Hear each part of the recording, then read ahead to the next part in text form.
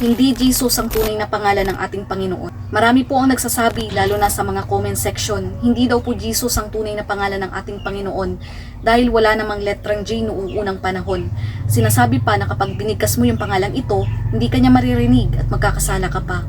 Alam niyo po ba na kapag tinanggap po natin yung mga katuroang ito, parang sinasabi na rin natin na ang Diyos po natin ay mahina, limitado, at pwedeng malito o magkamali. Para bang ang Diyos po natin ay nakatali sa mga letra, sa wika o sa bigkas ng tao na kapag nagbago ang salita, nagbabago rin ang Diyos. Yan po yung mahinang bersyon ng Diyos, hindi po ganyan ang ating Diyos na sinasamba. Hindi po siya yung Diyos na nasa Biblia. Ang kanyang pangalan po ay katumbas ng kanyang kalikasan. Ang pangalan po niya ay nagpapakilala kung sino siya, kung gaano siya makapangyarihan, hindi lamang nakabase sa letra o sa tawag.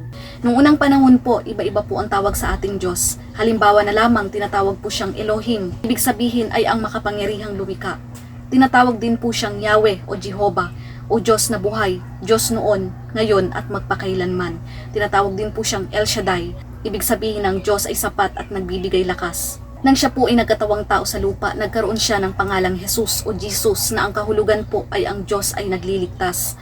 Ang Yeshua po, ito po ay wikang Hebrew. Kapag na-translate po sa Greek, Jesus, at kapag translate sa English, ito po ay Jesus. Ibig sabihin, tawagin mo ang Diyos sa iba't ibang wika at salita, it doesn't matter.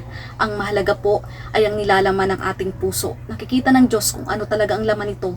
Kapag tumawag ka sa Kanya ng tapat at buong puso, siguradong sasagutin Kanya.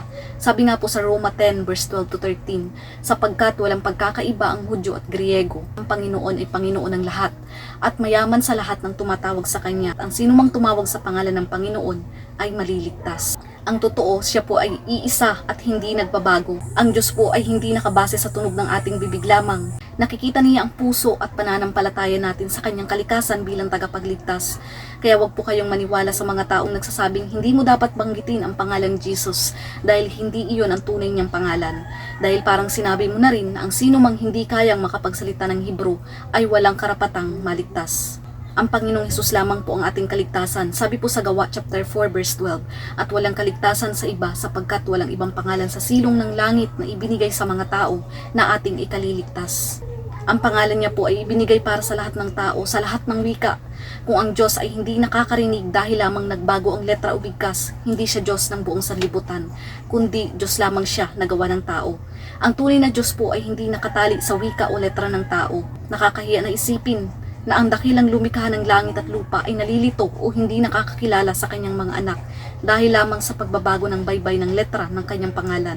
Ang Diyos natin ay Diyos ng kalooban at nalalaman niya po ang ating kalooban at puso. Tandaan mo, kung ang batayan ng pagkakakilala sa Diyos ay ang eksaktong orihinal na tunog at letra ng kanyang pangalan, ibig sabihin walang sinumang tao ngayon ang makakapagsabi ng tama ang kanyang bigkas. Kahit anong wika, kahit anong bansa, ang mahalaga po ay kung sino ang tinatawagan natin, hindi kung paano natin ito binabaybay.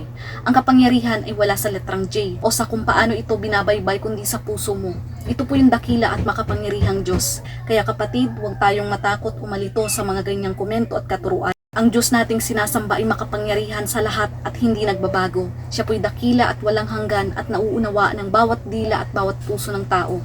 Siya po ay mapagmahal at kilalanin niya kung sino ang kanyang mga anak at naririnig niya ang bawat dalangin. Kahit pasabihin nating Jesus, Jesus o Yeshua, dahil alam niya kung sino ang tinutukoy natin, ang nag-iisang anak ng Diyos na namatay at nabuhay muli para sa atin. Ang mahalaga po ay hindi ang baybay ng letra, kundi ang tunay na pananampalataya sa Kanya. Siya ang Diyos na sapat, dakila at higit sa lahat ng bagay. Siya ang Diyos ng parehong kahapon, ngayon at magpakailanman. Kahit ano pa man ang itawag natin sa Kanya, basta siya ang ating sinasamba at pinaniniwalaan na anak ng Diyos at tagapagligtas. Amen.